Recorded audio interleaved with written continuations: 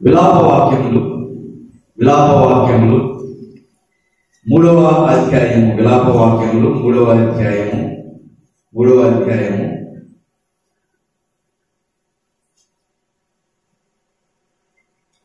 54వ వచనం నుంచి చదువుతాను నేను. విలాపవాక్యములు 3వ అధ్యాయము 54వ వచనం నుంచి. నీళ్లు నా తల మీదుగా పారాను, నాశనమైందని నేను అనుకుంటుని. యెహోవా, అగాధమైన బందీ గృహంలో నుండి నేను నీ నామమును బట్టి మొరలెడగా నీవు నా శబ్దము ఆలకించితివి. సహాయం కొరకు నేను మొరపెట్టగా చెవిని మూసుకొనుము. నేను నీకు మొరలేడిన దినమున నీవు నా యొద్దకు వచ్చితివి. భయపడకుమి అని నీవు చెప్పితివి. ప్రభువా, నీవు నా ప్రాణ విషయమైన వ్యాజ్యములను వాదించితివి, నా జీవమును విమోచించుతివి. ఆమేన్. దేవుడి వాక్యంతో మనతో మాట్లాడుతారు. ఆమేన్. చదవబడినటువంటి లేఖన భాగాన్ని మనము ఆలోచించినట్లయితే ఈ విలాప వాక్యములు రాస్తున్నటువంటి గ్రంథకర్త ఎవరు అంటే ఇర్మియా గారు రాస్తున్నటువంటి గ్రంథం. ప్రవక్త అయినటువంటి ఇర్మియా గారు రాసినటువంటి గ్రంథం ఇది. ఆయన అంతకుముందు ఒక గ్రంథం రాశారు, దాని పేరు ఇర్మియా గ్రంథము. దాని తర్వాత రాయబడిన గ్రంథమే ఇది విలాప వాక్యం. విలాప వాక్యంలో మొత్తం మనం చూసుకుంటే ఏముంటదంటే మొత్తం అంతా కూడా విలాపమే ఉంటుంది. వాళ్ళు ఏ విధంగా బాధపడ్డారు అన్నటువంటి విషయాన్ని ఇక్కడ ఈ అన్ని అధ్యాయాల్లో ప్రస్తావించబడుతుంది. ఇక్కడ ఇర్మియా గారు చెప్తున్నటువంటి ఆయన సొంత అనుభవాలని ఇక్కడ మనకు చెప్తున్నారు. ఏమిటి ఆయన జీవితంలో జరిగింది అంటే ఆయన్ని ఒక చెరసాలలో వేశారంట. ప్రాణం పోయింది అనుకున్నారంట. ఆయన పైన రాయించారు. ఒకప్పుడు చెరసాలు ఎలా ఉంది అంటే చిన్న గుహలు తవ్వి దానిపైన రాయించేవారు. ఒక అగాధమైనటువంటి అక్కడ వెలుతురే ప్రవేశించారు. అలాంటి స్థలాలలో ఉంచేవారు. ఆ స్థలంలో ఉన్నప్పుడు ఈయన మాట్లాడుతున్నటువంటి మాటే 54వ వచనం. నీళ్లు నా తల మీద పారేను, నాశనం అయిపోయాడని నేను అనుకున్నాను. అక్కడ జరుగుతున్న ఆయనకు వస్తున్నటువంటి కష్టాన్ని, ఆయన ఉన్నటువంటి పరిస్థితులు ఆయన ఏ విధంగా అనిపించినాయి అంటే ఆయన మనసుకి ఇంకా నా పని అయిపోయింది, నేను నాశనం అయిపోయాను, నేను ఇంకా ఎవరికి కూడా కనపడను అన్న పరిస్థితిలోకి వెళ్ళిపోయారు. ఆ స్థలంలో ఆయన ఏం చేశారంటే 55వ వచనంలో, యెహోవా, అగాధమైన బందీ గృహంలో నుండి నేను నీ నామమును మొరలేడగా ఏం చేశారంటే జీవితం అంతా కూడా అంధకారమైపోయింది. ఆ అంధకారమైపోయినప్పుడు ఈయన చేస్తున్నటువంటి ఒక అద్భుతమైన పని ఏంటి అంటే యెహోవాకి మొర పెడుతున్నారు.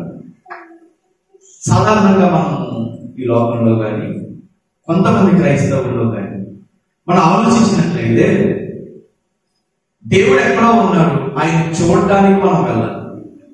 అది క్రైస్తవులైనా వేరే వాళ్ళైనా పలానా చోట దేవుడు ఉన్నాడంట, ఆయన దర్శించడానికి మనం అందరం వెళ్ళాలని కుటుంబం అంతా వెళ్ళినటువంటి కొన్ని సందర్భాన్ని మనం చూస్తాము. మన క్రైస్తవ సమాజంలో వచ్చేసరికి కొన్ని చోట్ల దేవుడు పిలిచాడంట, పలానా కొండ మీద ఉన్నాడంట అని అటువంటి వాటిని కూడా మన క్రైస్తవులు కూడా వెళ్ళడం కూడా మనం చూస్తూ ఉంటాం. కానీ ఒక విషయాన్ని మనము బాగా ఆలోచించవలసిన, ఒక క్రైస్తవుడిగా, ఒక క్రైస్తవరాలిగా, దేవుని నమ్మినటువంటి ఒక విశ్వాసిగా మనం ఆలోచించవలసినటువంటి విషయం ఏంటి అంటే మనము పలానా చోట దేవుడు ఉన్నాడంట అని మనం ఎక్కడికి వెళ్ళవలసిన అవసరము లేదు. మన దేవుడు ఎలాంటి వాడు, మనం ఆరాధించేటటువంటి మన దేవుడు ఎలాంటి వాడు అంటే ఆయనే స్వయాన మన దగ్గరికి దిగి వచ్చేటటువంటి దేవుడు. మనం ఏ పరిస్థితుల్లో ఉన్నా, ఎక్కడ ఉన్నా, మనం ఉండడానికి సరైనటువంటి ఇల్లు లేకపోయినా, తినడానికి సరైనటువంటి తిండి లేకపోయినా, ఎవరు ఆదరించడానికి సరైన ప్రేమను నోచుకునేటటువంటి పరిస్థితులు మనకు లేకపోయినా, మన దీనత్వాన్ని బట్టి, మన దీన స్థితిని బట్టి దేవుడు మనల్ని తృణీకరించేవాడు కాదు. మనం ఏ పరిస్థితుల్లో ఉన్నా, మనం ఊరి గుడిసెలో ఉన్నా, పాకలో ఉన్నా, లేదంటే ఉండడానికి సరైన ఇల్లు లేక వర్షాకాలంలో చినుకులు పడుతూ ఉన్నటువంటి ఒక ఇంటిలో ఉన్న దుర్భరమైనటువంటి జీవితాన్ని మనం గడుపుతున్నాం. మన దేవుడు ఎలాంటి వాడు అంటే అలాంటి వారి దగ్గరికి ప్రార్థన చేయాలి కానీ స్వయంగా ఆయనే దిగి వచ్చేటటువంటి మన దేవుడు ఎలాంటి వాడు అంటే మనం ఆయన దగ్గరికి ఎక్కడో ఉండాలని వెళ్ళాల్సిన అవసరం ఉండదు. ఆయనే స్వయంగా మన పరిస్థితుల్లో మనం ఆయన దగ్గర మోకాలు కనుక వేయగలిగితే, స్వయంగా మన పరిస్థితిని బట్టి ఆయనే మన దగ్గరికి తనంతట తానుగా దిగి వచ్చేటటువంటి దేవుడు ఆయన. సాధారణంగా మన కుటుంబ పరిస్థితుల్లో మనం చూస్తుంటే మన పరిస్థితి బాగలేదనుకో ఎవరన్నా మన దగ్గరికి వస్తారా? ఎవరు రారు. అన్నీ మన దగ్గర ఉన్నాయి. నిన్ను 2 చేతుల సంపాదన ఉంది, ఉండడానికి మంచి ఇల్లు ఉంది. అప్పుడు మనల్ని ఎవరైనా విడిచిపెడతారా? ఎప్పుడు విడిచిపెట్టారు. కానీ ఒక్కసారి అవన్నీ కోల్పోయిన తర్వాత కనీసం ఎలా ఉన్నాడని పలకరించే వ్యక్తులు కూడా మన జీవితంలో కరువైపోతుంది. అన్నీ బాగున్నప్పుడు వచ్చేటటువంటి వ్యక్తులు మనుషులు, ఏది బాగోలేనప్పుడు వచ్చి పలకరించే వాళ్ళు ఎవరు? దేవుడు. మనిషి అలాంటి వాడు అంటే అన్ని బాగున్నప్పుడు వచ్చి పలకరిస్తాడు, అన్ని కోల్పోయిన తర్వాత వచ్చి బాగోగులు కూడా అలాగే. కానీ దేవుడు ఎవరికి ఎలాంటి వాడు? మనం ఆనందిస్తున్నప్పుడు మనతో పాటు ఆనందించేవాడు ఆయన. మనం బాధపడుతుంటే మనతో పాటు ఆయన కూడా బాధపడతాడు. అటువంటి దేవుడు. ఇక్కడ ఇర్మియా గారి కష్టంలో కూడా ఆయన మొట్టమొదట గుర్తించినటువంటి వ్యక్తి ఎవరు అంటే ఆయనని కలగ చేసినటువంటి సృష్టికర్త అయినటువంటి దేవుడు. అగాధ స్థలంలోకి వెళ్ళిపోయాడు. చుట్టూ చీకటి, ఎక్కడ కూడా వెలుగు కానరాలేదు. తన పక్కన ఎవరున్నారో కూడా కనపడలేనటువంటి పరిస్థితి. ఈయన బందీ గృహంలో కంటే జైల్లోకి వెళ్ళడానికి ఈయన ఏమన్నా తప్పు చేశాడా అంటే ఈయన ఏ తప్పు చేయలేదు. నీతిగా బ్రతికాడు. నీతిగా బ్రతికినా కానీ వీళ్ళు ఏం చేశారు? బందీ గృహంలో పడేశారు. ఇంకొకసారి మన జీవితంలో కూడా మనం ఎంత నీతిగా బ్రతుకుతున్నా, మనం ఎంత నిష్టగా బ్రతుకుతున్నా, ఒక్కొక్కసారి మన క్యారెక్టర్ని తప్పుగా మాట్లాడే వాళ్ళు ఉంటారు. ఒక్కొక్కసారి మన పరిస్థితిని, మన పద్ధతిని కూడా తప్పు పట్టే వాళ్ళు ఉంటారు. మనం ఎంత నీతిగా బ్రతుకుతున్నా ఒక్కొక్కసారి మన జీవితాల్లో లేదా మన కుటుంబాలలో కూడా చీకటి అనుకునేటటువంటి సందర్భాలు ప్రతి ఒక్కరి జీవితంలోనూ ఉంటాయి. మనం నీతిగా బ్రతుకుతున్నాం కదా అని ఏంటి దేవుడు ఎలా చేశాడు అని అనడానికి మనము సరిపోం. కానీ ఒకటి మాత్రం దేవుడు ఖచ్చితంగా చేస్తాడు. ఏంటి అంటే మనం ఏ చీకటి గదిలో ఉన్నా, ఏ బాధ మనం అనుభవిస్తున్నాం, ఏ సమాధానం లేనటువంటి పరిస్థితుల్లో మనం ఉన్నా, మన దేవుడు ఎలాంటి వాడు అంటే ఆ చీకటిలోనే వెలుగుగా ప్రకాశించేటటువంటి దేవుడు. దేవుడికి స్తోత్రం. మన దేవుడు ఎలాంటి వాడు అంటే ఏ సమయంలో నీకు సహాయం అవసరం, ఎవరి ద్వారా నీకు సహాయం అవసరం, ఆ సహాయాన్ని మనము ఊహించనటువంటి మార్గాలలో అందించేటటువంటి దేవుడు. మనం ఏ కష్టాన్ని అనుభవిస్తున్నా కానీ దేవుడు ఒక సమయాన్ని మనకు నిర్ణయిస్తాడు. మనం ఎంత భరించగలమో ఆ కష్టాన్ని మాత్రమే మనకి ఇస్తాడు. కానీ మనం భరించలేనంత కష్టాన్ని దేవుడు మనకి ఇవ్వడు. ఒక సమయాన్ని దేవుడు నిర్ణయిస్తాడు. ఎప్పుడు నిర్ణయిస్తాడంటే నీ గిన్నె నిండి పొర్లేటట్టుగా దేవుడు చేస్తాడు. ఇప్పుడు గిన్నె నిండాలంటే ఒకేసారి నిండిపోతా, వేస్తూ ఉంటే నిండుతుందా? గిన్నె నిండాలంటే ఒకేసారి నిండిపోతా, మన పై నుంచి పోస్తూ ఉన్నప్పుడు కదా నిండేది. దేవుడు ఏం చేస్తా ఉంటాడంటే కష్టాల్లో మనల్ని ఏం చేస్తాడు? ఒక్కో మెట్టు ఎక్కించుకుంటూ వచ్చి మన శత్రువులు కూడా ఊహించలేనటువంటి స్థాయిలో దేవుడు మనల్ని, ఉన్నతమైన స్థానంలో దేవుడు మనల్ని నిలబెట్టడానికి శక్తి కలిగినటువంటి వాడు. కానీ ఒకటి మనం చేయాలి, కష్టం వచ్చినప్పుడు కానీ, లేదా నష్టం వచ్చినప్పుడు కానీ, లేదా అనారోగ్యం వచ్చినప్పుడు కానీ, ఎప్పుడు కూడా మన చుట్టూ ఉన్న వాళ్ళకి ఇది నీ వల్లే వచ్చింది, నువ్వు అలా చేయడం వల్ల వచ్చింది, నువ్వు ఆ రోజు ఎలా చేసి ఉండకపోయి ఉంటే మనకి ఈ పరిస్థితి వచ్చేది కాదు అని ఎప్పుడు కూడా ఒకరినొకరు నిందించుకోకూడదు. ఎప్పుడు కూడా ఇలా చేస్తుందని సరగకూడదు. ఒకరినొకరు కష్టాన్ని బట్టి నిందించుకోకూడదు. ఇక ప్రాముఖ్యమైనది ఎప్పుడు కూడా నీ కష్టాన్ని బట్టి, నీకు కలిగిన పరిస్థితులను బట్టి నిన్ను కూడా నువ్వు నిందించుకోకూడదు. ఎదుటి వాళ్ళని నిందించుకునేటటువంటి ఆజ్ఞ దేవుడు మనకి ఇవ్వలేదు. అలాగని చెప్పి మనల్ని మనం తక్కువ చేసుకునేటటువంటి, కష్టాన్ని బట్టి మనం నిందించుకునేటటువంటి నియమం కూడా దేవుడు మనకి ఇవ్వలేదు. మన దేవుడు ఎలాంటి నియమాన్ని ఇచ్చాడంటే ప్రతి సమయంలో కూడా నిన్ను నువ్వు ప్రోత్సహించుకో, నీ పక్కన వాళ్ళను కూడా ప్రోత్సహించు అని చెప్పుకుంటూ వచ్చాడు. ఇక ప్రాముఖ్యంగా మనకు వచ్చిన కష్టాన్ని బట్టి ఎప్పుడు కూడా దేవుడిని మనము నిందించు. మన కష్టం వచ్చిన దేవుడికి ప్రార్థన చేయాలి, మనకు లాభం వచ్చినప్పుడు దేవుడికి మనము స్తోత్రం చేయాలి. కీర్తనల గ్రంథము 81వ అధ్యాయం, కీర్తనల గ్రంథం 81వ అధ్యాయం 81వ అధ్యాయము 3వ వచనం. కీర్తనల గ్రంథం 81వ అధ్యాయం 3వ వచనం. అమావాస్య నాడు కుమ్మూదుడి, మనం పండుగ ఆచరించు దినముకు పున్నమి నాడు కొమ్మూదుడి. ఏమంటున్నారు ఇక్కడ వాక్యములు? అమావాస్య నాడు పోరవదండి అంటున్నాడు. నెక్స్ట్, మనం పండగ ఆచరించు దినముకు పున్నమి నాడు కొమ్మూదుడి. కొమ్ము ఊదడం అంటే ఏంటి అంటే, ఇశ్రాయేలుకి నియమించినటువంటి కొన్ని పండగల్లో ఇది కూడా ఒక పండుగ. బూరల పండుగ అంటారు. ఏమంటారు ఇక్కడ? అమావాస్య నాడు కూడా కొమ్ము ఊదండి అని అంటారు. అంటే అమావాస్య అంటే చీకటి ఉంటుందా, వెలుగు ఉంటుందా? చీకటి ఉంటుంది. చీకటి సంభవించినప్పుడు నీ జీవితంలో కొమ్ము ఊదండి అని అంటున్నాడు. రెండవదిగా, పండుగను ఆచరించు పున్నమి నాడు కూడా కొమ్ము ఊదండి అని అంటాడు. నిండు పున్నమి అంటే నిండు వెన్నెలా కాదు. నిండు వెన్నెలా అంటే వెలుగు ఉంటుందా, ఉండదు? అంటే అమావాస్య నాడు పూర్తిగా చీకటి ఉన్నప్పుడు దేవుణ్ణి ఆశ్రయించు. నీ జీవితంలో పూర్తిగా వెలుగునివ్వబడినప్పుడు కూడా నువ్వు ఎవరిని దగ్గరికి వెళ్ళాలి? నువ్వు దేవుణ్ణి ఆశ్రయించు. నీకు కష్టం వచ్చినప్పుడు దేవుడి దగ్గరికి వచ్చి, నీకు ఆనందం వచ్చినప్పుడు మరలా వేరే వాళ్ళ దగ్గరికి వెళ్ళి నేను ఆరాధిస్తాను అంటే మన దేవుడు దాన్ని చూస్తూ ఊరుకునేటటువంటి వ్యక్తి కాదు. ఇక్కడ ఇర్మియా గారు చేస్తున్నటువంటి పని కూడా ఈయన వెలుగులో ఉన్నప్పుడు దేవుడిని స్తుతించాడు. ఇప్పుడు ఈయన ఎక్కడున్నాడు? విలాప వాక్యంలో 3వ అధ్యాయం 55వ వచనం. యెహోవా, అగాధమైన బందీ గృహములో నుండి నేను నీ నామమును వాడగా నీవు నా శబ్దమును ఆలకించితివి. అగాధ గృహంలో ఉన్నప్పుడు ఆయన చుట్టూ ఎవ్వరూ లేరు, కానీ ఆయన స్వరం మాత్రం ఎవరికి వినపడుతుందంట?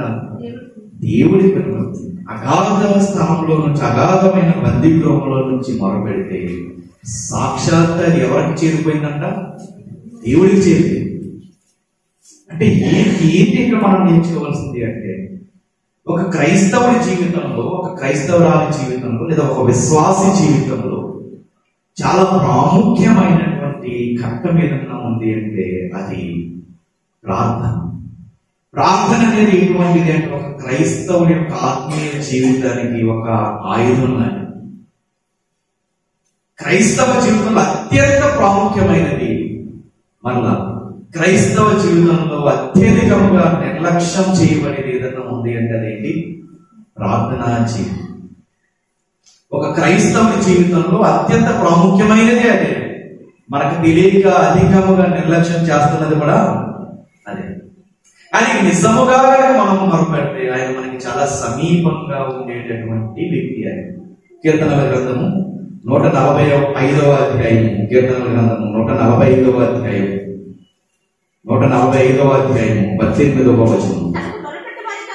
తనకు మొరపెట్టు వారందరికీ, తనకు నిజముగా మొరపెట్టు వారందరికీ యెహోవా సమీపముగా ఉన్నాడు. మొర వినపడగా సమీపంగా ఉన్నాడు అంటే మొర వినపడగానే దగ్గరికి వెంటనే వస్తాడా, లేటుగా వస్తాడు?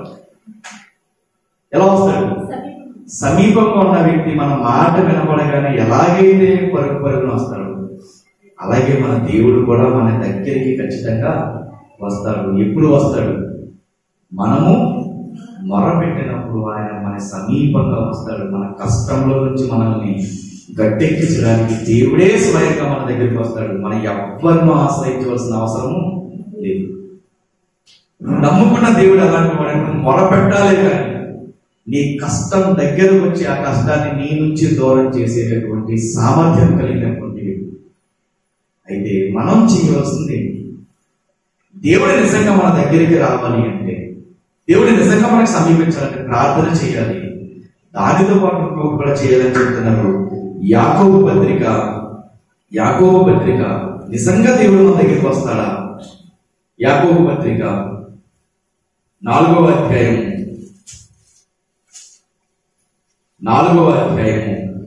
8వ వచనం. ఎవరి దగ్గరికి రావాలంట? దేవుని యొద్దకు రండి, అప్పుడు ఆయన మీ యొద్దకు వచ్చును. ఎప్పుడు వస్తాడంట దేవుడు మన దగ్గరికి? ప్రార్థన మాత్రం చేసేస్తే సరిపోదు. ఫస్ట్ మనం ఎవరి దగ్గరికి రావాలి? దేవుని దగ్గరికి రావాలి. దేవుని దగ్గరికి రావడము అంటే మోకాళ్ళు వేసి దేవుని సన్నిధిలో మనం ఉండాలి. అలాగని మనం చేయగలిగితే అప్పుడు ఎవరు వస్తారంటే మన దగ్గరికి? ఆయనే స్వయంగా మన దగ్గరికి వస్తాడు. పాపులారా మీ చేతులను శుభ్రము చేసుకుని, విమనస్కులారా మీ హృదయములను పరిశుద్ధపరచుకుని. ఎక్కడ జరుగుతుందయ్యా ఇదంటే? మన చేతులు కనుక్కోవడం కానీ హృదయాన్ని శుద్ధి చేసుకోవడం కానీ ఎక్కడ జరుగుతుంది అంటే దేవుని మందిరంలో జరిగేటటువంటి ప్రక్రియ.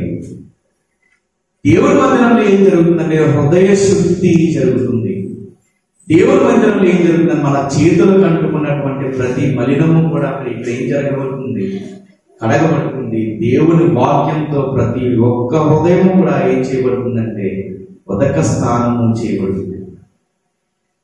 దేవుని మందిరానికి కన్నా మనం వస్తే దేవుని మందిరంలో జరిగేది ఏంటి అంటే హృదయ శుద్ధి జరుగుతుంది. హృదయ శుద్ధి గలవారు ధన్యులు, వారు దేవుణ్ణి చూచెదరు. అదే ఇక్కడ అంటున్నారు, దాన్నే ఇక్కడ అంటున్నారు. మొదట మీరు ఎక్కడికి రావాలంటే దేవుని యొద్దకు రండి. అప్పుడు మీ హృదయం శుద్ధి చేయబడుతుంది. శుద్ధి చేయబడిన వెంటనే దేవుని యొక్క ఔన్నత్యం ఏంటో మీకు కనబడుతుంది. దేవుడు కనపడటం అంటే ఏదో మనకి సినిమాల్లో చూపించినట్టు ఏదో లైటింగ్ కనపడటం కాదు. ఆయన ప్రేమ మనకు కనబడుతుంది. ఆయన మన పట్ల చూపినటువంటి ఆదరణ మనకు తెలుస్తుంది. అలా దేవుడు అంటే ఏంటో మనకి అర్థమవుతుంది. ఎందుకంటే దేవుడు అలాంటి వాడు. దేవుడు ప్రేమాస్వరూపుడు. ఆ దేవుని ప్రేమ నీకు ఎప్పుడు అర్థమవుతుందంటే ఆయన మందిరానికి వచ్చి ఆయన మాటలు వింటున్నప్పుడు ఆయన త్యాగం ఏంటో నీకు తెలుస్తుంది. ఇక్కడ అన్ని దారులు మూసుకుపోయాయి ఇండియా గారికి. కానీ ఆ చీకటిలో కూడా సహాయం ఎవరి దగ్గర నుంచి రాగలదు? దేవుని నుంచి మాత్రమే రాగలదు. అలా మొదలుపెట్టారంట. 56వ వచనం 3వ అధ్యాయం, విలాపవాక్యం 3వ అధ్యాయం 56వ వచనం. నీవు నా శబ్దమును ఆలకించితివి, సహాయము కొరకు నేను మొరపెట్టగా చెవిని మూసుకొనకుము. నీవు నా శబ్దమును ఆలకించావు. ఆలకించిన తర్వాత నేను నీకు మొరపెడుతున్నాను నాకు సహాయం కోసం. ఆ సమయంలో నువ్వు చెవి మూసుకోవద్దు అని అంటున్నారు. 57వ వచనం. నేను నీకు మొరలిడిన దినమున నీవు నా యొద్దకు వచ్చితివి. ఏ సమయంలో వచ్చారంట దేవుడు? ఆయన మొరపెట్టినప్పుడు ఆయన యొద్దకు వచ్చిన తర్వాత అంటున్నారు, ఏమని అంటున్నారు? భయపడుకుని అని నీవు నాకు చెప్పితివి. ప్రార్థన చేశారు. ప్రార్థన చేసినట్టు సమీపంగా వచ్చారు. సమీపంగా వచ్చిన తర్వాత అంటున్న మాట ఏంటి అంటే భయపడద్దు అని. ఒక్కొక్కసారి మనం ఏం చేస్తామంటే కొన్ని ఆధారాలని మనం కలిగి ఉంటాము. కొంతమంది ఆధారం చేసుకుని ఉంటాము. వాళ్ళే మనకు సహాయపడతారులే కష్ట సమయాల్లో అని మనం అనుకుంటాము. కానీ మొట్టమొదట మనకి హ్యాండ్ ఇచ్చేది ఎవరు? మనం ఎవరినైతే బాగా నమ్ముతాము, ఎవరైతే మనకి సహాయపడతారనుకుంటాము, మొట్టమొదట సహాయాన్ని ఇవ్వకుండా తప్పించుకునే వ్యక్తి ఎవరు అంటే మనం ఎవరినైతే బాగా నమ్ముతామో. తర్వాత ఇంకా చాలా మందిని ఆశ్రయిస్తాము. ప్రతి మార్గము మూసుకుపోతుంది. అప్పుడు మనం ప్రార్థన చేయడం అవుతుంది. ఒక విషయం మనం గుర్తించుకోవాలి, దేవుడు నా ప్రార్థన కూడా ఆలోచిస్తాడు. నాకు ప్రార్థన చేయడమే సరిగ్గా రాదు కదా. దేవుడు నిజంగా నా మొర ఆలకిస్తాడా? నాకు సరిగ్గా మాటలు పలకడంగా రాదు కదా. ఎలా ప్రార్థించాలో నాకు తెలియదు.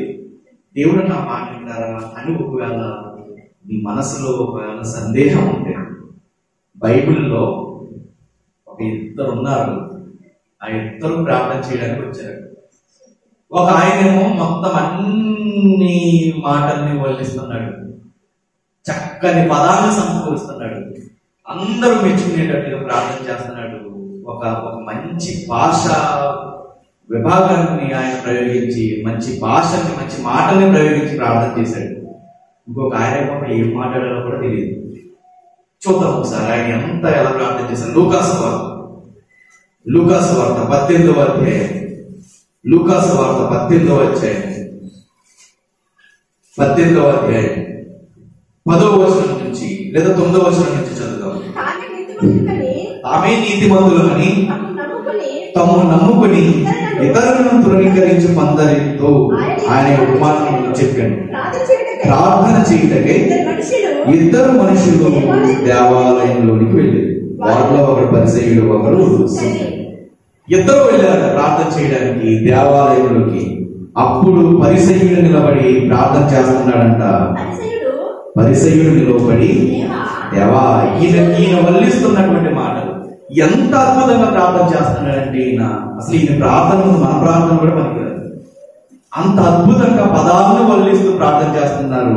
ఏం ప్రార్థన అంటే, దేవా, నేను చోరులను, అన్యాయస్తులను, విచారులనైనా, ఇతర మనుషుల వలనైనను, ఈ సంకరి వలనైనను ఉండనందుకు నీకు కృతజ్ఞతాస్తుతులు చెల్లిస్తున్నాను. ఎంత బాగా ఇక్కడ భాషలు ప్రయోగిస్తున్నాడంటే, ఆయన చోరులు అంటున్నాడు, అన్యాయస్తులు అంటున్నాడు, వ్యభిచారులు అంటున్నాడు, వేరే మనుషులాగా నేను ఉండట్లేదు అని అంటున్నాడు. అందుకు ఉండనందుకు నీకు స్తోత్రము దేవా అని అంటున్నాడు. ఇంకా ఆయన చేసి కార్యాలు కూడా చెప్తున్నాడు. వారం 2 మార్లు ఉపవాసం చేస్తున్నాను, నా సంపద అంతటిలో 10వ వంతు చెల్లించుతున్నానని తనలో తాను ప్రార్థించుచుండెను. ఏం చేస్తున్నాడు ఈ ప్రార్థన? చక్కగా భాషను వర్ణిస్తున్నాడు. అది కాకుండా ఈయన దేవుడికి ఏం చేస్తున్నాడో కూడా దాన్ని కూడా ఈయన ప్రార్థనలో చెప్పుకుంటున్నాడు. అయితే ఇంకొక వ్యక్తి ఉన్నాడు పాపం, ఆయన ప్రార్థన చేస్తున్నాడు. ఎలా చేస్తున్నాడంటే, అయితే సుంకరి దూరముగా నిలుచుంది, ఆకాశం వైపు కనులెత్తుటకైన ధైర్యము చాలక రొమ్ము కొట్టుకొనుచు, దేవా, పాపినైన నన్ను కరుణించుమని పలికెను. అతనికంటే ఇతడు నీతిమంతుడిగా తీర్చబడి తన ఇంటికి వెళ్ళదని నీతో చెప్పుచున్నాను. తన్ను తాను సరిపడతాడు. ఏం చేశాడు ఇక్కడ? పరిసయ్యుడు ప్రార్థన ఏం చేశాడంటే, ఆయన ప్రార్థన 5 లైన్లలో చెప్పబడింది. ప్రార్థన 5 లైన్లలో చెప్పబడింది. ఈ సుంకరి చేసిన ప్రార్థన మాత్రం 1 లైన్లోనే చెప్పబడింది. దాని అర్థం ఏంటి? మనం ఎంత గట్టిగా ప్రార్థన చేసేస్తాం, ఎంత పెద్ద పెద్దగా అరుస్తూ పెద్ద పెద్ద శబ్దాలు చేసేస్తూ ప్రార్థన చేసేస్తుంటే దేవుడు వింటాడనుకోకూడదు. దేవుడు వినేది మన నోటిలో నుండి వచ్చే చప్పుడే కాదు. దేవుడు వినేది ఎలాంటిది అంటే గుండె చప్పుడిని దేవుడు వింటాడు. ఇక్కడ సుంకరి చేస్తున్నాడు. అదే ఏమంటున్నాడు? రొమ్ము కొట్టుకుంటున్నాడు. కన్నులు ఎత్తడానికి కూడా ధైర్యం చాలట్లేదు ఆయనకి. దేవా, పాపినైన నన్ను కరుణించమని పలికాడు. ప్రార్థన చేసే విధానం గురించి ఇక్కడ చెప్పబడుతుంది. నలుగురు చూడాలి, 10 మంది చూడాలని పెద్ద పెద్దగా ప్రార్థన చేయడం వల్ల నీకు వచ్చే ఫలితమేమీ లేదు. వినపడవలసింది నీ నోటి మాటలు కాదు, దేవుడికి ఎక్కువగా నీ హృదయంలో నుంచి వచ్చేటటువంటి నీ గుండె చప్పుడు దేవుడికి వినిపించాలి. అది చేశాడు ఇక్కడ సుంకరి. అదే చేస్తున్నారు ఇక్కడ ఎవరు? ఇర్మియా గారు. తన గోడు వినడానికి చుట్టూ ఎవ్వరు లేనప్పుడు ఈయన ఎవరికి మొరపెడుతున్నాడు? దేవుడికి మొరపెడుతున్నాడు. అప్పుడు దేవుడు వచ్చిన తర్వాత అంటున్నాడంట 57వ వచనం, నేను నీకు మొరలిడిన దినమున నీవు నా యొద్దకు వచ్చితివి. వచ్చిన తర్వాత దేవుడు అంటున్న మాట, నేను నిన్ను కాపాడుతానని అంటున్నా. ఏమంటున్నాడు ఇక్కడ? భయపడకుని అని నీవు చెప్పింది. భయపడద్దు. ఒక క్రైస్తవ జీవితంలో ఇప్పుడు కూడా మనం ఉండాల్సిన దేవుడు ఉండాలని ధైర్యంగా మనము బ్రతకాలి. ఏ కష్టం వచ్చినా నా దేవుడు చూసుకుంటాడులే, నా దేవుడు నాకు ఉన్నాడు, ఎప్పుడు నన్ను ఏమనుకున్నా నాకేంటి, నా దేవుడు ఉన్నాడు అనే ధైర్యంగా మనం బ్రతకాలి. ఒకవేళ ఈ వాక్యం వింటున్న నీ జీవితంలో ఈ సంవత్సరం మొదటి నుంచి ఇప్పటి వరకు ఏ భయం నీకు ఏర్పాటు చేసి ఉంటారు? నీ కుటుంబ పరిస్థితుల గురించి కానీ, నీ కుటుంబ సమస్యలు కానీ, లేదా నీ ఆరోగ్య పరిస్థితులు కానీ, లేదా నీ ఆర్థిక పరిస్థితులు కానీ ఒకవేళ నేను భయపడుతూ ఉంటే, నీ వ్యాపార స్థితిగతులు కానీ, లేదా నీ పనిలో ఉన్నటువంటి ఒడిదుడుకులు కానీ నేను భయపడుతూ ఉంటే, దేవుడు ఈరోజు అంటున్నాడు, భయపడద్దు.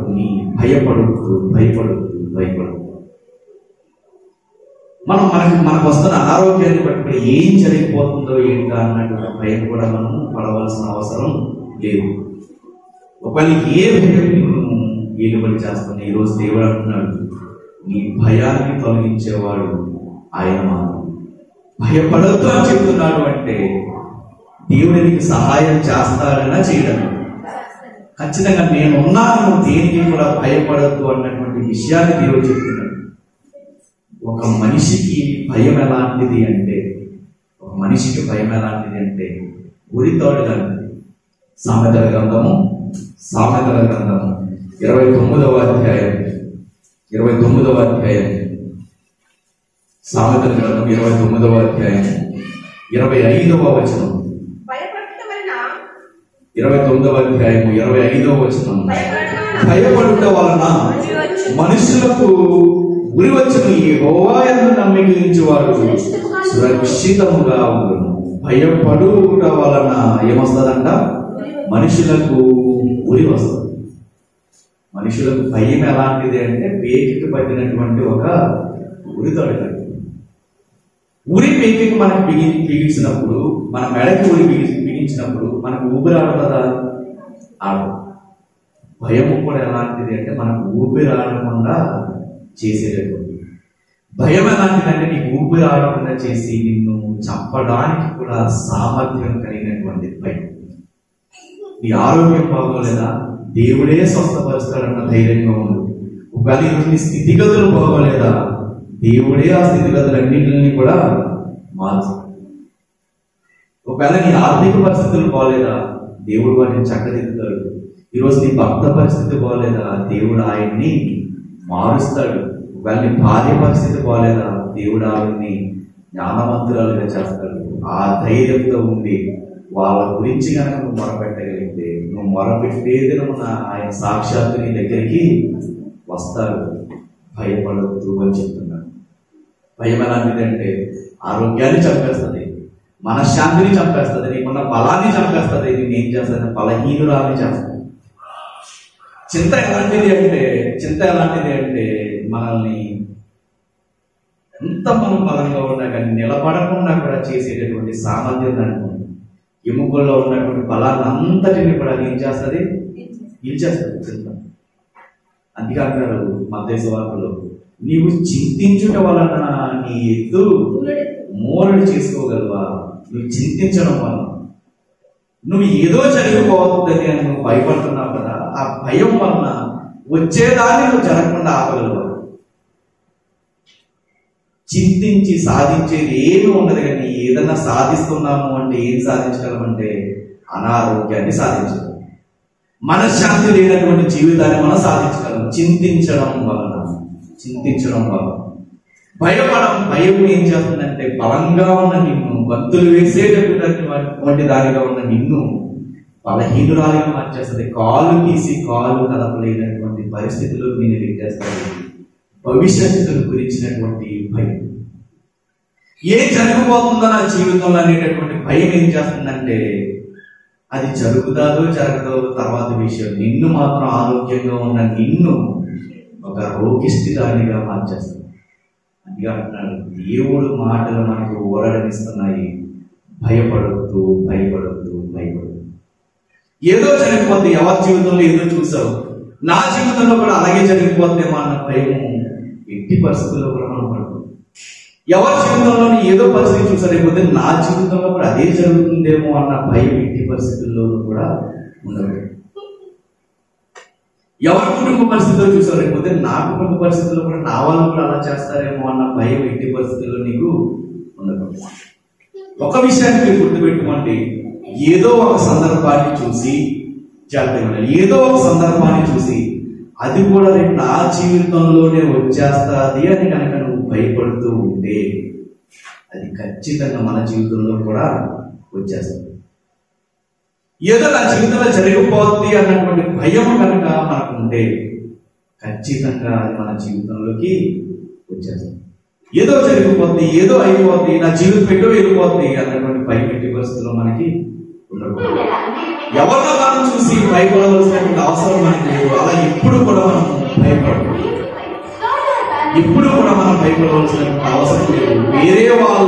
వేరే వాళ్ళ జీవన స్థితిగతులను మనం చూసాం.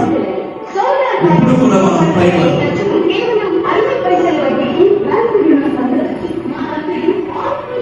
ఇప్పుడు కూడా ఎవరి జీవితంలో చోటు చేసుకున్న పరిస్థితులను చూసి మన జీవితంలో వస్తాదని అనుకోకూడదు. ఒకరి జీవితంలో నువ్వు అనారోగ్యాన్ని చూసావు, నువ్వు అనుకోకూడదు ఏంటంటే నా జీవితంలో కూడా ఇది వచ్చేస్తుందేమో అని అనుకో. ఈరోజు ఒక కుటుంబం రోడ్డు పోలు అయిపోవడం నువ్వు చూసావు. రేపు నా కుటుంబం కూడా అలా వచ్చేస్తుందేమో అని అనుకోకూడదు. ఎందుకు అనుకోకూడదు అంటే వాక్యాన్ని ఆధారం చేసుకునే చెప్తున్నాను. మనందరికీ యోగు తెలుసు. యోగు గ్రంథం అంతా చదివితే మనకు అర్థమయ్యేది ఏంటి అంటే దేవుడు ఆయన పరీక్షించాడు. ఆ పరీక్షలు ఆయన అడిగాడు. ఆయన ఏమైతే కోల్పోయాడో వాటన్నిటికీ రెండింతలు ప్రతిఫలాన్ని దేవుడు ఇచ్చాడు అని అనుకుంటాము. దానితో పాటే ఒక చిన్న వచనం ఒకటి ఉంది, అది ఒకసారి చూద్దాము. యోగు గ్రంథం ధ్యానిస్తున్నప్పుడు నన్ను ఆలోచింపచేసినటువంటి ఒక వచనం అది. యోగు గ్రంథము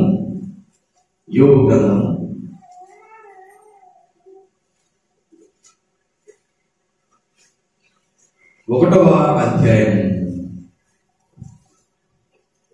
1వ వచనం. భుజ దేశమునందు యోగు అను మనుష్యుడు అతను యథార్థవంతుడు న్యాయవంతుడై దేవుని యందు భయభక్తులు కలిగి చెడుతనమును విసర్జించిన వాడు. ఆ తర్వాత అతను కలిగి ఉన్నదంతా చెప్పుకుంటూ వస్తారు. 7 కుమారులు ఉన్నారు, 3 కుమార్తెలు ఉన్నారు, 7,000 గొర్రెలు ఉన్నాయి, 3,000 ఒంటెలు ఉన్నాయి. ఇంకా అతనికి లేనిదంటూ లేదు. 1వ వచనం నుంచి 5వ వచనం వరకు ఆయనకి ఏమేమి ఆస్తులు ఉన్నాయో అవన్నీ చెప్పుకుంటూ వస్తారు. మంచి ఆరోగ్యం ఉంది ఆయనకి, మంచి బిడ్డలు ఉన్నారు, మంచి సంపద ఉంది, మంచి సిరి సంపదలు ఉన్నాయి. ఉండడానికి ఏమాత్రము కూడా ఆయనకి ఇది లేదు అనేటటువంటి పరిస్థితి లేదు. కానీ 21వ అధ్యాయం వచ్చేసరికి అతని పరిస్థితులన్నీ కూడా మారిపోయాయి. 21వ వచనం వచ్చేసరికి నేను నా తల్లి గర్భంలో నుంచి దిగంబరినే వచ్చింది, దిగంబరినే అక్కడికి తిరిగి యెహోవా ఇచ్చెను, యెహోవా తీసుకొని పోయిను, యెహోవా నామమునకు స్తుతి కలుగును గాక. ఈ సంగతులలో ఏ విషయమును యోగు ఏ పాపము చేయలేదు, దేవుడు అన్యాయం చేశానని చెప్పలేదు. 1వ అధ్యాయం 1వ వచనంలో నుంచి 5వ వచనం వరకు ఆయనకున్న ఆస్తి మనం చూస్తాము.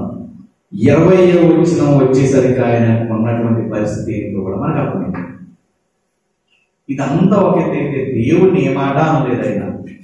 దేవుడు ఆయన్ని రెండింతలు ఆశీర్వదించాడు. ఇది చదువుతాము. కానీ ఒక వచనం ఉంది, ఆ వచనం ఒకసారి చూద్దాం మనం. 3వ అధ్యాయము యోగు గ్రంథం 3వ అధ్యాయము 25వ వచనం. ఏది వచ్చునని నేను బహుగా భయపడితినో అది ఏ నాకు సంభవించుచున్నది, నాకు భీతి పుట్టించినది ఏ నా మీదకి వచ్చుచున్నది. నాకు నెమ్మది లేదు, సుఖము లేదు, విశ్రాంతి లేదు, శ్రమ ఏ సంభవించు. 25వ వచనం మళ్ళీ మనం చదువుదాం ఒకసారి. ఏది వస్తాదని నేను బహుగా భయపడ్డానో అదే నాకు సంభవించుచున్నది. ఈయన భయపడడానికి అసలు ఏమన్నా ఆస్కారం ఉందా? మంచి ఆరోగ్యం ఉంది, మంచి సిరి సంపదలు ఉన్నాయి, చుట్టూ పనులు ఉన్నారు. అసలు దేని విషయంలో భయపడాల్సి వచ్చింది? కొంతమంది వ్యాఖ్యానకర్తలు, కొంతమంది దీని గురించి పరిశీలన చేసిన వాళ్ళు చెప్పిన మాట ఏంటి అంటే, యోగు గారంట, వాళ్ళు చెప్పిందే నేను చెప్తున్నాను. యోగు గారంట ఒక చోట నుంచి వేరే ప్రదేశానికి ఆయన ప్రయాణం చేసుకుంటూ వెళ్తున్నప్పుడు, ఏదైనా పని మీద ప్రయాణం చేస్తున్నట్టు వెళ్తున్నప్పుడు కొంతమందిని చూసేవారంట. కొంతమంది రోగంతో ఉన్న వాళ్ళని, కొంతమంది పిల్లలకు కోల్పోయే వాళ్ళని, కొంతమందిని చూసి ఈయన ఏమనుకునేవాడంటే నా జీవితంలో కూడా ఎలా వచ్చేస్తాను అని భయపడేవాడండి. కొంతమంది చెప్పిందే నేను చెప్తున్నాను. కొంతమంది రీసెర్చ్ చేసి చెప్పింది ఏంటి అంటే, ఆయన కొన్ని విషయాలను చూసి ఇవి నా జీవితంలో వస్తాయేమో అని భయపడేవారంట. కొంతమంది జీవితాల్లో జరిగిన కొన్ని సంఘటనలు చూడండి.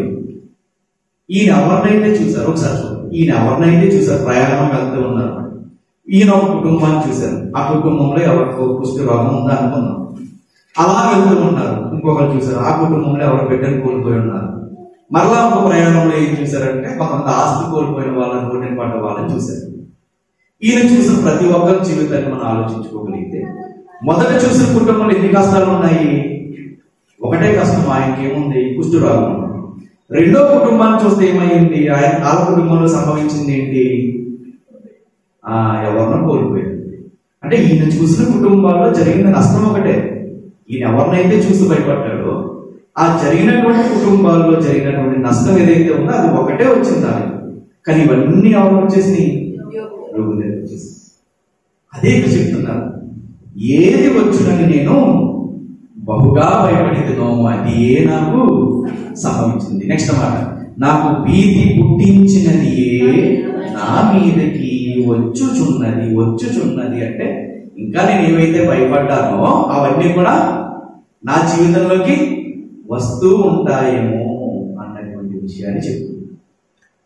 అదే ఇక్కడ చెప్తున్నామా, ఎవరో జీవితంలో ఏదో జరిగింది, ఎవరో కుటుంబంలో ఎవరు పట్టించుకుంటున్నారు. కొంతమంది చేసేటటువంటి మాటలు ఏంటి అంటే, నా కుటుంబంలో కూడా నన్ను కూడా ఎవరు పట్టించుకోరేమో, నన్ను కూడా ఎలాగా వదిలేస్తారేమో అన్నటువంటి ఒకవేళ అటువంటి భయం ఉంటే యోబు గారి జీవితంలో ఏదైతే జరిగిందో మన జీవితంలో అది జరగకుండా ఉంటుందా? కొంతమంది కుటుంబాన్ని మనం చూస్తూ ఉంటాము. ఆ కుటుంబాన్ని చూసే రేపు నా పరిస్థితి కూడా ఇలాగే అయిపోతుందేమో అన్న భయం ఒకవేళ నీకు ఏలుబడి చేస్తే నీకు భీతి పుట్టించిందే నీ మీదకి వస్తూ. అదే ఇక్కడ చెప్తున్నారు, ఆయన కుటుంబాన్ని చూశారు, కుటుంబాన్ని చూసి భయపడటం మొదలు పెట్టుకుంటారు. అతిగా మాట్లాడుతున్నారు, నాకు భీతి పుట్టించినది ఏ నా మీదకి వచ్చి. ఇది యోబు గారి దగ్గర నుంచి మనం నేర్చుకోవాల్సినటువంటి విషయం. అన్నీ బాగున్నాయా? ఎవరిని బట్టి కూడా భయపడదు. వాళ్ళ జీవితంలో ఇది జరిగింది కదా, లేకపోతే నన్ను చూడకుండా మానేస్తారేమో అన్న భయం నీకు ఉండకూడదు. ఈరోజు ఆ అనారోగ్యం నాకు వచ్చిన, లేకపోతే నాకు కూడా అదే వస్తుందేమో అన్న భయము మనకు ఉండకూడదు. ప్రతి విషయంలో దేవునికి కృతజ్ఞతాస్తుతులు చెల్లించుకుంటూ మనము ముందుకు సాగిపోవాలి. కానీ ఎవరినో చూసి లేదా ఎవరి కుటుంబాల్లో ఉన్నటువంటి పరిస్థితి చూసి రేపు పొద్దున నా పరిస్థితి కూడా అదేలే అనే ఎట్టి పరిస్థితుల్లో మనము అనుకుంటున్నాం. ఇందుకు ఎంతో గొప్ప ఆస్తి ఉన్నటువంటి యోబు గారి పరిస్థితి ఏమైంది? ఆఖరికి తన మీద ఉన్నటువంటి పురుగుని గోక్కోవడానికి కూడా సీసా పెట్టుకుని ఏరుకునేటటువంటి పరిస్థితి వచ్చేసింది. అంత దారుణమైన పరిస్థితి. అంటే ఆయన ఎవరినో ఆ పరిస్థితిలో ఉన్న వాళ్ళనైనా చూసుంటారు. అది చూసి ఏమై ఉంటారు, అతనికి భయం పుట్టుంటది. అదే ఏమైంది, దీనికి వచ్చేసింది. అప్పుడు అంటున్నారు, నాకు నెమ్మది లేదు, శ్రమం లేదు, విశ్రాంతి లేదు, శ్రమయే సంభవించుచున్నది. సంభవించింది అని అంటున్నా ఆయన. సంభవించుచున్నది అంటే ఇంకా వస్తూనే ఉన్నాయి. ఎప్పుడు కూడా మనము ఎవరినో చూసి ఎవరి జీవితంలో ఏదో జరిగిందని చెప్పి మనము వాళ్ళని బట్టి కూడా మనం భయపడితే ఖచ్చితంగా అదేమవుతుందంట, మన జీవితాన్ని కూడా ఏలుబడి చేసేటటువంటి పరిస్థితుల్లో వస్తుంది. అందుకే అంటున్నారు ఇక్కడ ఇర్మియా గారితో వచ్చి దేవుడు అంటున్న మొట్టమొదటి మాట ఏంటి? 57 వచ్చిన విలాపవాక్యం 3వ అధ్యాయం, నేను నీకు మొరపెట్టు దినమున నీవు నా యొద్దకు వచ్చితివి, భయపడుకుని అని నీవు చెప్పితివి. ప్రభువా, నీవు నా ప్రాణ విషయమైన వ్యాజ్యములను వాదించితివి, నా జీవమును విమోచించితివి. ఇదంతా ఎప్పుడు జరిగింది? దేవునికి ప్రార్థన చేసినప్పుడు జరిగింది. మన జీవితంలో కూడా మనకి ఎన్ని ఆపదలు ఉన్నా, ఎన్ని కష్టాలు ఉన్నా, ఎన్ని నిందలు మన జీవితంలో వస్తున్నా మనం ఏం చేయాలి? ఆయనకి ప్రార్థన చేయాలి. అది మనం ఆపదలు నన్ను వెన్నంటి ఉన్న నా కాపరి నీవై నన్ను ఆదుకుంది. మన వెంట వచ్చి మనల్ని ఆదుకునేటటువంటి కాపరి ఎవరుంటే నువ్వు నమ్ముకున్నటువంటి నీ దేవుడు. ఈరోజు ఇర్మియా గారు చెప్తున్నటువంటి పాట మీద ఒకవేళ నీ జీవితంలో ఈరోజు నువ్వు అంధకారాన్ని అనుభవిస్తున్నావా? నీ బిడ్డను బట్టి నువ్వు మనశ్శాంతి లేనటువంటి పరిస్థితి నీవు ఉన్నావా? నీ భర్తను బట్టి, నీ భార్యను బట్టి, నువ్వు నమ్మిన వాళ్ళని బట్టి నీకు మనశ్శాంతి పడిపోయిన పరిస్థితుల్లో ఉన్నావా? నువ్వు ఎంత మంచిగా బ్రతుకుతున్నా నీ చుట్టూ చేయగలుగుతుందా? ఈరోజు అంటున్నాడు దేవుడు, భయపడద్దు, ఆయనే నీకు విలువగా నీ దగ్గరికి సాక్షాత్తు నువ్వు మొరపెడితే నీ దగ్గరికి అయినా వచ్చేటటువంటి దేవుడు. మొరపెట్టగలిగితే దేవుడు ఖచ్చితంగా మన దగ్గరికి వస్తాడు. మనకు కలిగిన భయాలన్నింటిలో నుండి ఆయన మనల్ని విడిపిస్తాడు. కీర్తనల గ్రంథము 34వ అధ్యాయం, కీర్తనల గ్రంథము 34వ అధ్యాయం 4వ వచనం. నేను యెహోవా యొద్ద విచారణ చేయగా ఆయన నాకు ఉత్తరం ఇచ్చెను. నాకు కలిగిన భయములన్నిటిలో నుండి ఆయన నన్ను తప్పించెను. ఒకవేళ ఎవరినో చూసి నువ్వు భయపడుతున్నావా, అప్పుడు నువ్వు చేయాల్సింది ఏంటి? యెహోవా యొద్ద విచారణ చేయాలి. అంటే ఆయన దగ్గర నువ్వు ప్రార్థన చేయాలి. ఆయన నీకు జవాబిస్తాడు. నీకు ఏ భయం నిన్ను ఆనుకుని ఉందో, నీకు ఏ భయం అయితే నిన్ను కంగారు పెడుతుందో దాని నుంచి ఆయన నిన్ను తప్పిస్తాడు. మనం ఆయనకి మొరపెట్టాలే కానీ ఆయన ఎప్పుడూ కూడా మనల్ని చెయ్యి విడిచేటటువంటి దేవుడు కాదు. 107వ కీర్తన 6వ వచనం. 107వ కీర్తన 6వ వచనం. వారి కష్టకాలమని యెహోవాకు మొరపెట్టిరి, ఆయన వారి ఆపదల్లో నుండి వారిని తప్పించాడు. ప్రార్థన చేసినప్పుడు జరిగేటటువంటి పనులు. కష్టకాలం ఏం చేశారు? వీళ్ళు దేవునికి మొరపెట్టారు. వారి ఆపదల్లో నుండి వారిని దేవుడు విడిపించేశాడు. 11వ వచనం. కష్టకాలమందు వారి యెహోవాకు మొరపెట్టిరి, ఆయన వారి ఆపదల్లో నుండి వారిని విడిపించెను. వారి కట్లను తెంపివేసి చీకటిలో నుండి మరణాంధకారంలో నుండి వారిని రప్పించెను. ఇర్మియా గారి జీవితంలో జరిగింది కూడా. ఏదో ఈయన కష్టం వచ్చినప్పుడు ఈయనెళ్ళి వాదించలా. ఎవరు వాదించారు? దేవుడే ఆయన పక్షాన్ని వాదించాడు. చీకటిలో నుండి ఆయన ఎక్కడికి తీసుకొచ్చాడు? వెలుగులోకి దేవుడు ఆయన్ని తీసుకొచ్చాడు. ఈరోజు ఏ చీకటిని నిలుబడి చేస్తున్నా, ఏ కష్టాన్ని నిలుబడి చేస్తున్నా, ఒక్క విషయం ఈ రోజు కనుక మనం మోకాళ్ళేసి దేవుడిని అడగగలిగితే దేవుడు ఏం చేస్తాడు? మనకి ఖచ్చితంగా మనకి సహాయాన్ని అనుగ్రహిస్తాడు. ఒకవేళ నీ మనసు ఈ రోజు ఆయన మీద కనుక ఆనుకోగలిగితే, ఏ మనశ్శాంతి కరువైందని ఒకవేళ బాధపడుతున్నావు, నీకు పూర్ణమైన మనశ్శాంతిని దేవుడు ఇవ్వడానికి శక్తి కలిగిన యెషయా గ్రంథము 26వ అధ్యాయం. యెషయా గ్రంథము 26వ అధ్యాయం 3వ వచనం చూడండి. ఎవని మనస్సు నీ మీద ఆనుకున్నదో వారిని నీవు పూర్ణ శాంతి గలవానిగా కాపాడుదువు. యాదనగా అతడు నీ యందు విశ్వాసం ఉంచి ఉన్నాడు. నీ యందు విశ్వాసం ఉంచి ఉన్నాడు కాబట్టి నువ్వు ఆయన అలమరుస్తావు, వాడిని పూర్ణ శాంతి గలవాడిగా కాపాడుతావు. కాపాడడం మాత్రమే కదా ఆయన నీ మనస్సుకి ఎలా తెలుస్తాడు? శాంతిని, సమాధానాన్ని, నెమ్మదిని కూడా ఆయన కలగజేస్తాడు. ఇర్మియా గారి దగ్గర నుంచి మనం నేర్చుకోవాల్సిన పాఠం, చీకటం అలుముకుంది ఆయన జీవితంలో. ఎవ్వరూ లేరు వాదుకుంటానికి, తన స్వరం వినడానికి కూడా లేనటువంటి పరిస్థితులు. కానీ ఆ పరిస్థితుల్లో కూడా ఆయన స్వరం విన్నటువంటి వ్యక్తి ఎవరు? దేవుడు విన్నాడు.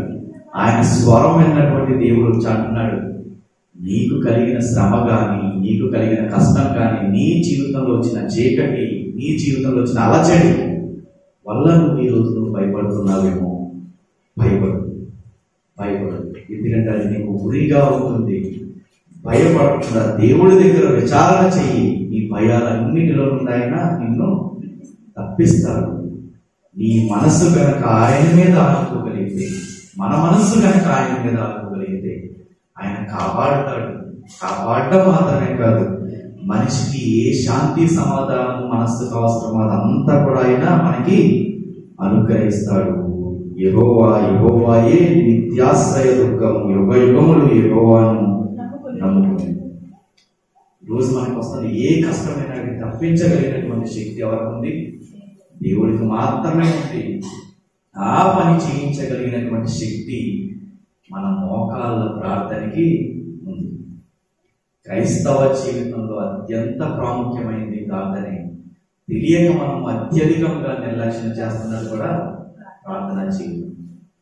ప్రార్థనా జీవితంలో మనం ఏదైనా సాధించగలం. ప్రార్థనా జీవితం ఒకసారి ఈరోజు మోకాలు వేసి నీకు కలిగిన కష్టాన్ని బట్టి దేవుడు ఎదురు మొరపెట్టగలిగాడు. విన్న వాక్యాన్ని బట్టి నిన్ను నువ్వు ధైర్యపరుచుకుని ఏ భయం నీరు వచ్చేస్తుందో ఆ భయాన్ని తీసేసి దేవుడి మీద కనుక మనం ఆనుకుని కనుక ఉండగలిగితే పూర్ణ శాంతి సమాధానం దేవుడు మనకి దయచేద్దాం. అటువంటి సమాధానాన్ని దేవుడు మన అందరి జీవితంలో అనుగ్రహించును కాక.